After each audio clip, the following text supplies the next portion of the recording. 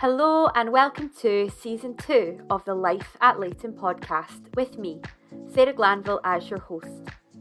Here at Leyton UK, we know our people are more than just their job.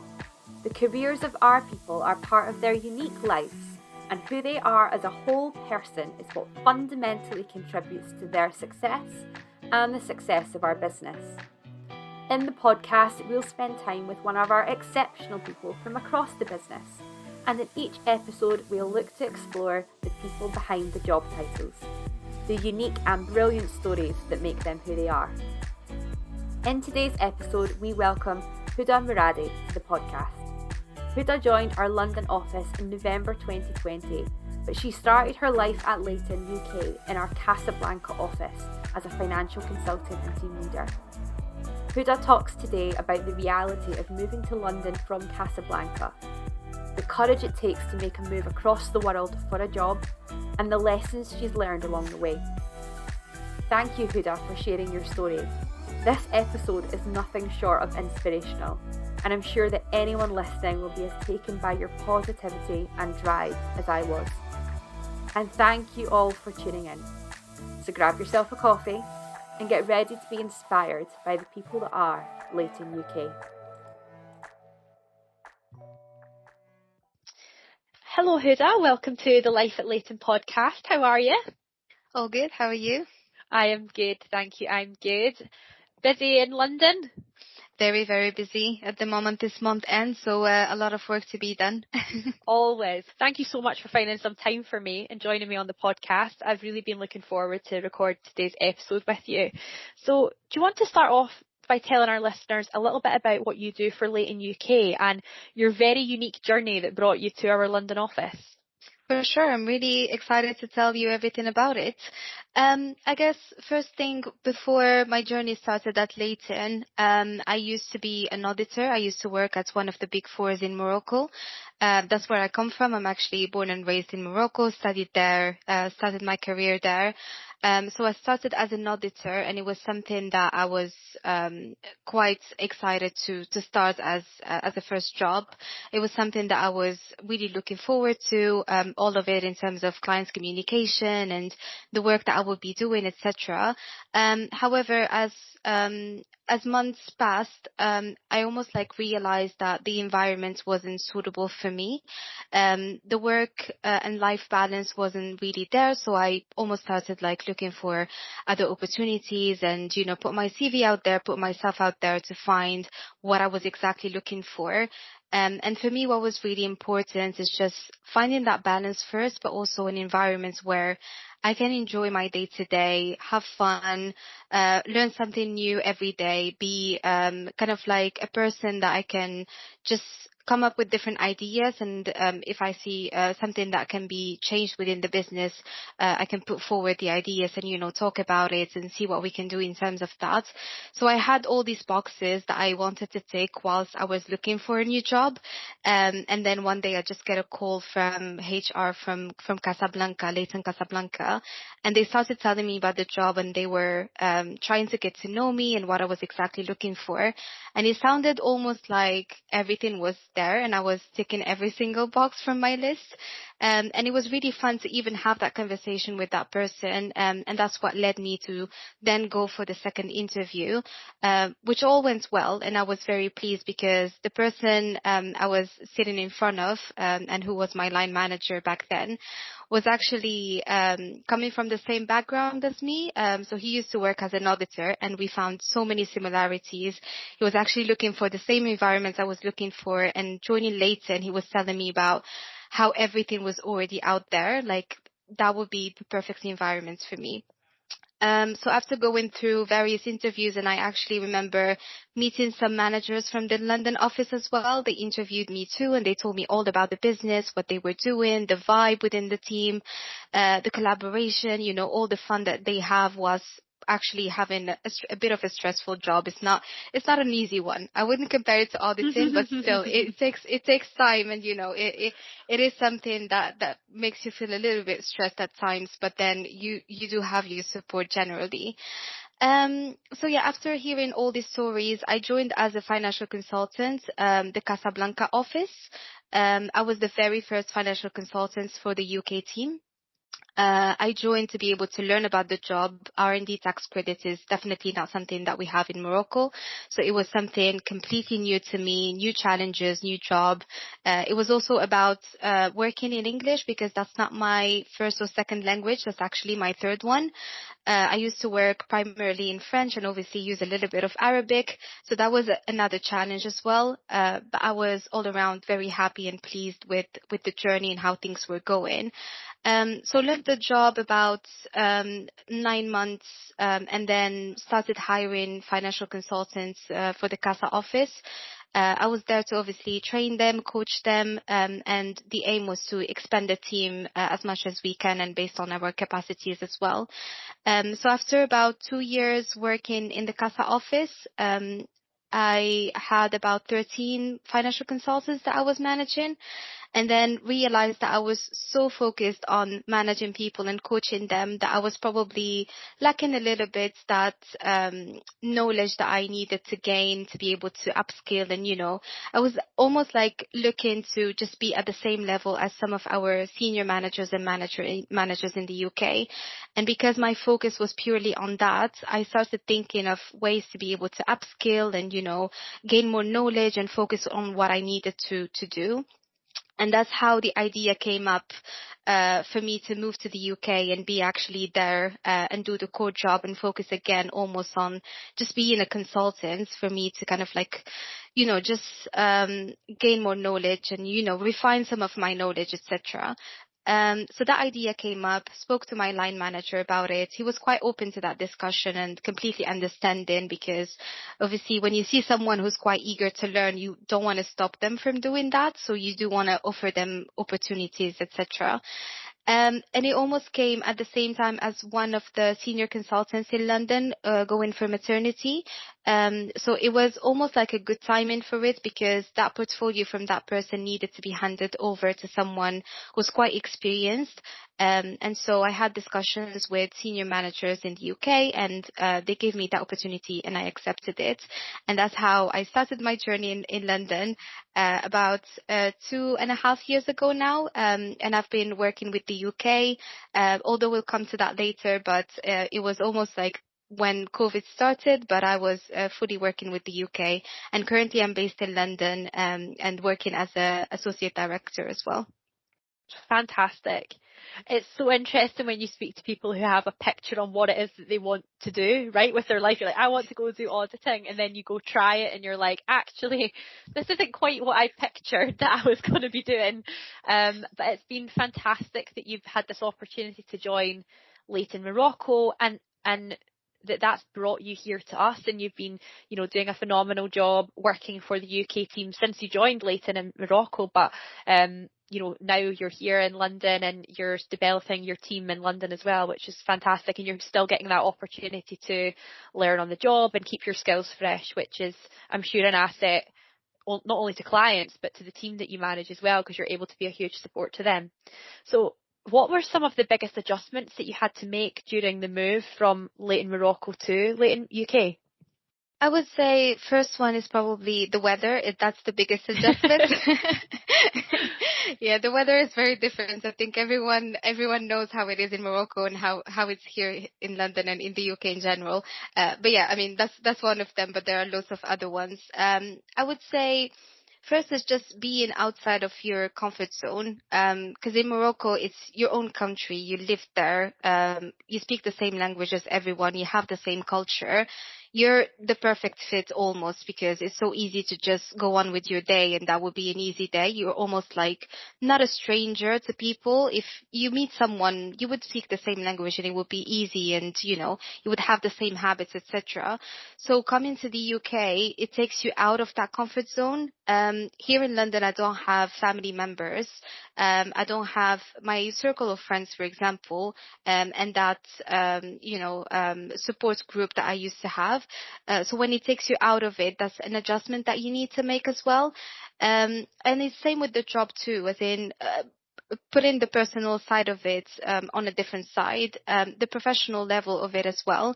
I used to be a manager in at Leyton Casablanca, and moving to the UK, it's almost like for me, I wanted to refocus my energy again on working with clients, building up portfolios, working on major accounts. And that was an adjustment too, because you work with people and you manage people and you coach them. That's a completely different focus from then going back to purely working with clients and, attending sales meetings and bringing new business and growing your portfolio. That was definitely an adjustment too. But in general, as long as you don't lose that focus of why you're here and why you made that move, then all of those adjustments are quite easy to go through. As long as you're being reminded that actually this is what I came here for, is to actually refine my knowledge, for example. And I'm doing so now by building a portfolio, by working with clients on a day-to-day basis, going through trainings and being offered so many opportunities at Leyton as well here in London to do that, then it all goes well in general. Yeah. Oh, I mean, I don't blame you feeling like the weather was the first thing that you need to point out there. I'm always so jealous of every time someone gets to go visit the Casablanca office and they come back with a bit of a suntan. We're very gloomy here in the UK, but yeah, I think that those are it's your whole life adjusts, isn't it? It's personal and professional.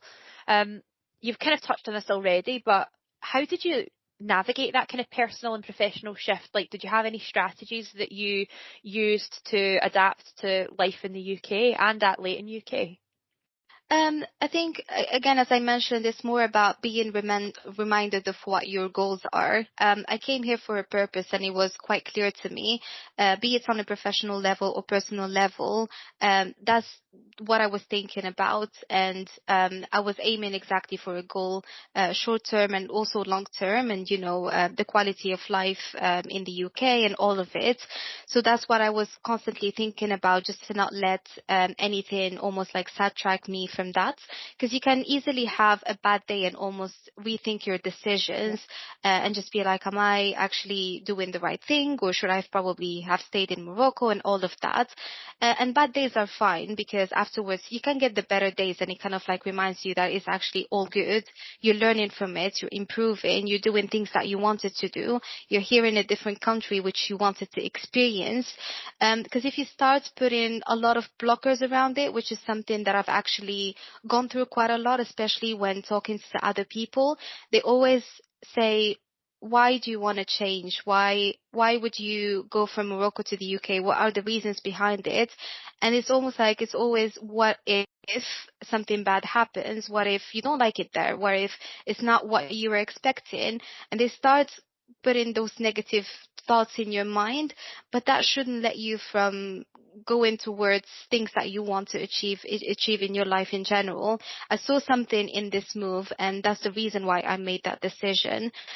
So as you go, always think about your own goals, and also keep yourself always busy, because when you're busy and when you have a busy day at work, you don't think about all those what ifs and all those negative thoughts that someone can put in your mind as well. At work, you're obviously focusing on your career, you're focusing on your progression, on things that you want to achieve at work, and aim to do so much more than you used to probably before. So you need to keep yourself busy outside of work, and as soon as you leave work, then you need to keep yourself busy again, just because your personal life is not the same. You don't have, as I mentioned, your family, your circle of friends, and you want to probably do something that keeps you busy, either be it exercising, going to some social events, etc. So that's how you kind of like overcome that.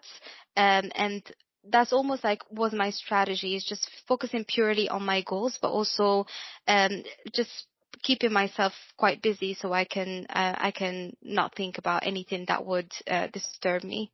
Yeah, I think there's that saying, it's, you'll regret all of the chances that you didn't take, and sometimes you've got to just take the chance and put yourself out there to chase down a dream. And it's brilliant that you've had the confidence and the resilience to do that, because I know it's not always easy. As you say, you sometimes have bad days.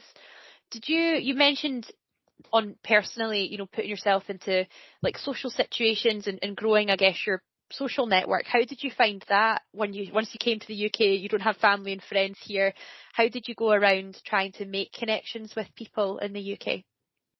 I have tried different things for sure. I think the first thing is going to the gym, because then the gym next door, you will meet new people, you will get to know them, you can do classes and you see the same faces again. So at some point you approach the person, you start talking about something that you might share in common, or just talk about gym and what their plans are and what they do in terms of, I don't know, nutrition and advices that they might have. So you can easily find something to almost like converse about.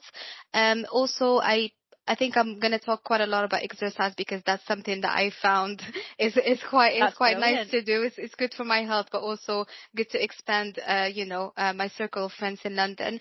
I used to also go for 5K runs on Saturdays. There is the Park Run app that you can use, and it's a group of people, and you go for a run with them, and afterwards you can have coffee, etc.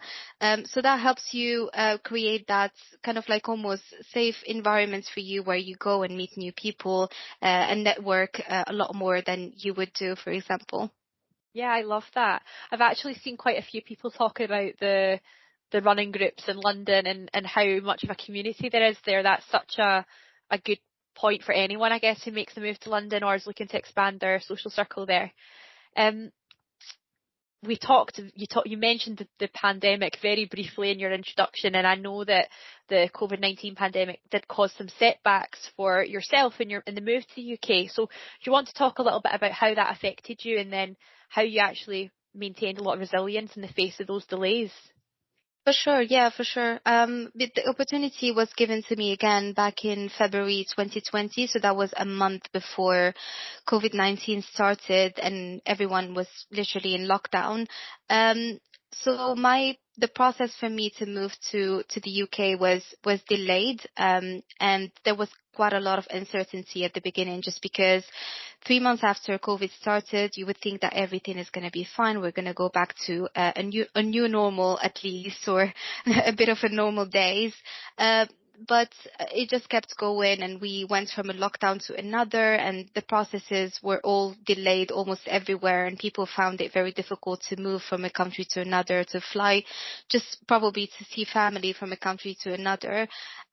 So yeah, there was a lot of uncertainty around that. The good thing is that I kept focusing on the final goal for it, but also I had a lot of support from the company as well. As in HR in the UK were quite supportive. They used to reach out, check on whether there are any updates in Morocco, whether there was something needed. But also my line manager was almost catching up with me every single week to check how things are going, if I'm being impacted, probably emotionally, or if I felt like the work that I wasn't doing was not achieving what I wanted to. But it was also good to see that my progression and everything that I was doing at work wasn't impacted. So the first few months when COVID started, I was still working for Casa, but then I was transferred to the UK system starting 1st of August 2020. And throughout those catch-ups that I had with my line manager, we were talking about my responsibilities, things that I wanted to do, and he was helping me achieve those goals that I was setting for myself. And it didn't prevent us from talking about promotions and what I wanted to go for. It almost felt like, yes, physically I was in Morocco, but then everything else I was doing and the opportunities that I was being offered, it was almost as if I was already based in London, which was a great support for me, as in that is a massive part of that support, and building that patience and resilience, just because you see that it's going the way you want it to. It's just that physically I'm not there, and it's because of COVID and the restrictions that we had. So I remember when I started working with my line manager in the UK, 6 months after I applied for a promotion, I managed to get it. And then another 6 months after, I went for senior consultants and I got it again, with great things that I heard from my line manager, and how great everything was going, etc. So that didn't even prevent me from thinking about promotion, applying for it, getting it, and just working towards it. And that impacted my day to day quite positively, and it felt like I was already building what I needed to build in the UK. It was almost as if after a year and a half, it was just a matter for me to take that plane and take everything and settle in the UK. Everything was almost like ready for me. I was already a senior consultant, moved here as a senior consultant, and there was like a good continuity of everything that I was working on. So as soon as I was here, we just continued the work with probably some. It's true, you have the face-to-face rather than using probably Teams, go into the office, etc. But all of that is a good support. But also being patient. It's always about what the aim goal is for the whole move. If I have a goal behind it, if that is exactly what I want to do, then no matter the date is for it, it's still going to happen, and it's going to happen the way I want it to be, which is definitely something to always keep in mind. As I mentioned, if you keep asking the question, what if I move and something happens and I don't like it? But what if you don't move and you never experience it? I think that's even worse than moving and then realizing that it was probably the wrong decision, which obviously isn't. as you can still see me here in London, that was definitely the best decision I've made so far. But yeah, you always get this idea that if you don't go and experience it, then you would never know what it looks like, and in a few years you would always have that in mind, just saying, oh, actually I should have probably done it, and then see how it goes. What if I'm still in the UK? What if I'm building a whole life there? So yeah, always keep that in mind for sure. I think, what's come across so strongly in what you've said there, Houda, is you're just such a very positive person, and it's looking at the situation that you're in right now and looking for the positives in it. So, even though the pandemic postponed your physical move, you were able to continue to begin transition into work solely for the UK team, and not seeing the barrier of the distance between yourself and the country as you didn't see that as a barrier to pushing your progression forward and delivering for yourself and delivering for clients. And that's just a real positive attitude towards the whole thing. And I'm sure that actually it's probably meant that when you did actually make the move, it almost staggered the move for you a little bit, because the job had changed already. You were already succeeding in the role, and it was actually just the country shift at that point later down the line. Yeah. So although it might have been nicer if we didn't have a whole pandemic to deal with, I'm sure everyone would agree, it's probably been, you can look at the positives in it for yourself, and it's been a nice transition in that journey. For sure. Yeah. So could you share some of the specific challenges that you've encountered transitioning across cultures? Because, we are a global organisation, we're a global business, and as you've mentioned before, Moroccan culture and the UK culture are pretty different. So did you have any challenges within that transition? And if you did, how did you overcome them? I think the first challenge for me would be feeling homesick, and just being reminded that you have a family in a different country.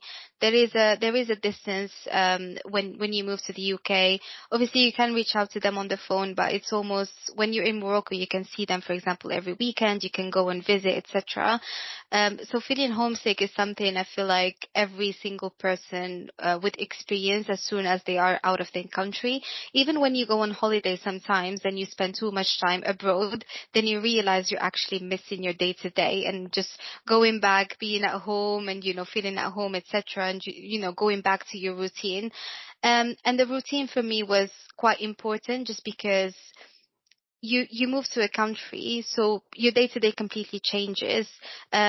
When I was in Morocco, for example, I used to drive to the office. Now I have to jump on a tube. It takes probably 40 to 45 minutes to get there. You do a lot of walking. So that is a different thing compared to driving, obviously. And that comfort of just being in a car and, exactly knowing where you're going to, etc. So you need to adapt to that as well. Even just something minor probably that can come to mind, even just getting groceries from a supermarket. Supermarkets are different compared to Morocco, and you don't find the same products, you don't have probably the same coffee that you used to get and all of that. So that is a massive change. It is a change that you need to adapt to, and it is a bit of a challenge at the beginning that you need to get used to. So building up a routine is definitely something that worked for me. Just probably having the same products that I'm getting during the day, doing exactly the same thing, going to the same coffee shop. You get on the same tube just for you to have that routine and, you know, get used to it, and taking the tube at the same hours, etc. Having almost that routine that you get used to.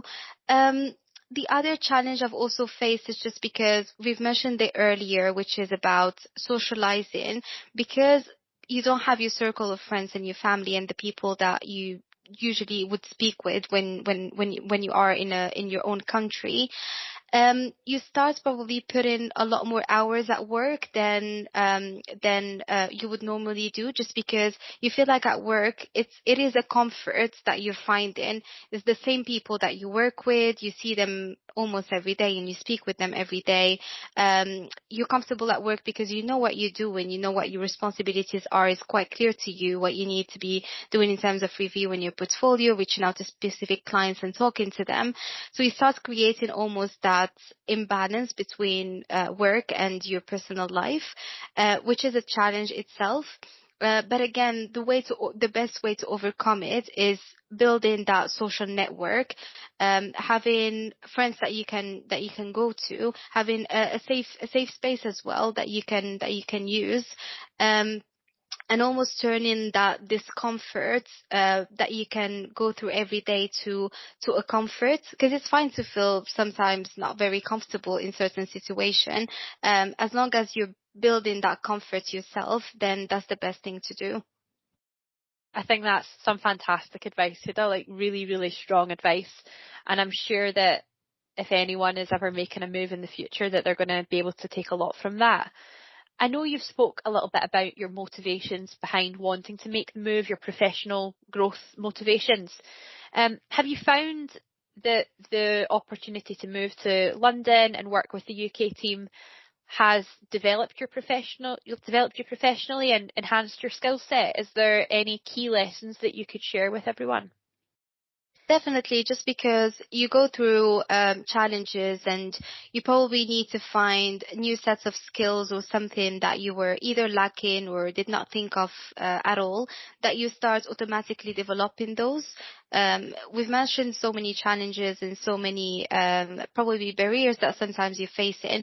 So automatically you need to have the right behavior towards that to be able to overcome it. One for me that I've noticed quite a lot recently is that I'm quite more flexible now compared to before. Just because you move to a different country, you need to adapt to it, and adapting is very important, and that's something that we almost use in our everyday at work. Adapting and being flexible, that's very important. You have cultural differences, you have the language barriers sometimes as well, although English is my third language, but even when it comes to just making a joke, I think it would make more sense for me in Arabic than it does in English, and that's something that a lot of people tell me if the English is not their first language. It almost like resonates better in your own language than it does if you try a different language. So all those discomforts and unfamiliar environments, when you go through it, it's easier for you to then become easy to adapt to new situations and be flexible.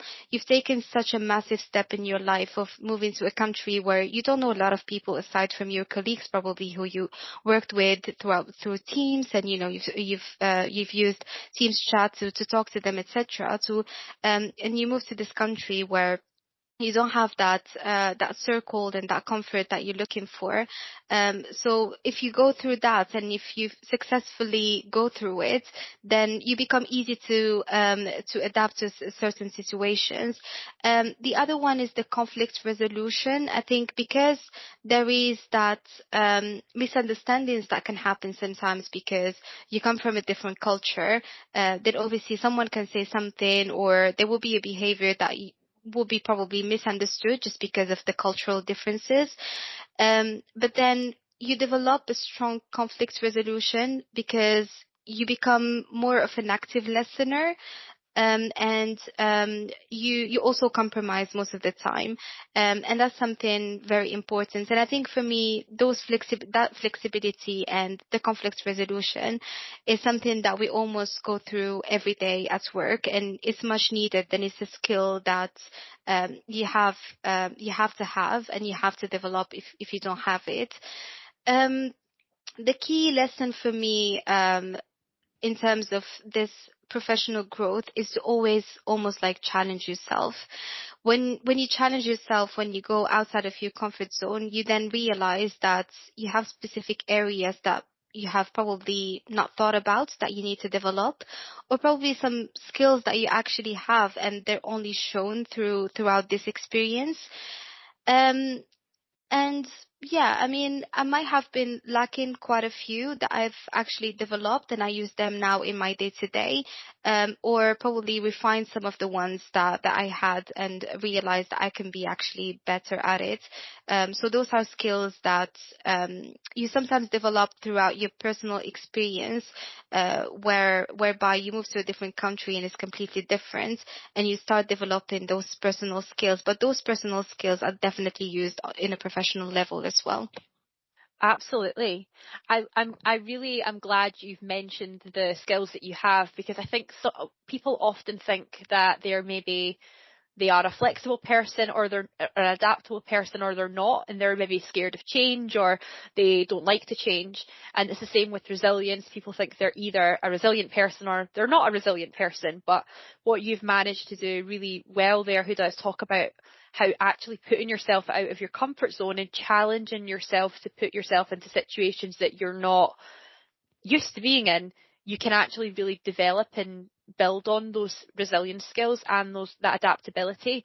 And I think, again, being able to manage communicating well and resolving conflict is, again, something that only comes from putting yourself into situations where you have to listen to people and be able to handle difficult conversations. So I think very, very good points. Now, my last question for you is really around if you have any advice for people who are thinking about a big change in their life. But you've already dropped so much good advice already. I don't know if you have anything left to add.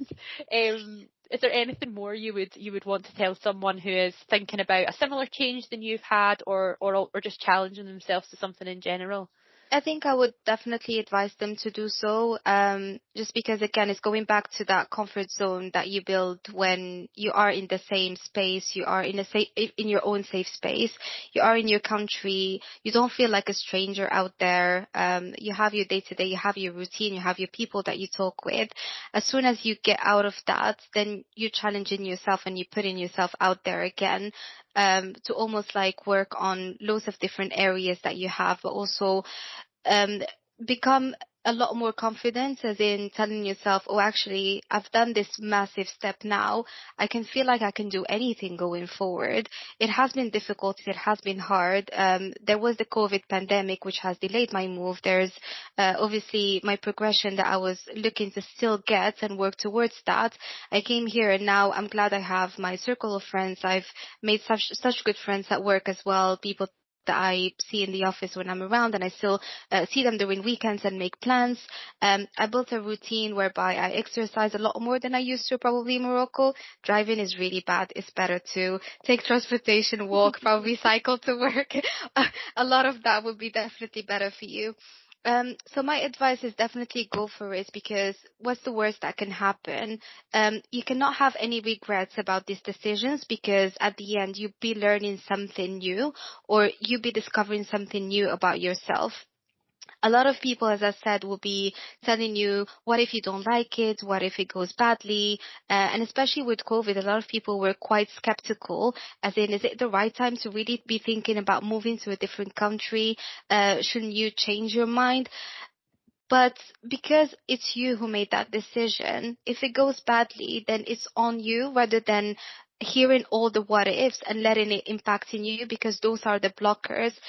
And it's almost like, as I said, thinking, what's the worst that can happen? If you fail, you learn from it. And that's better than never knowing what can happen and doubting yourself afterwards. At least you've gone through it.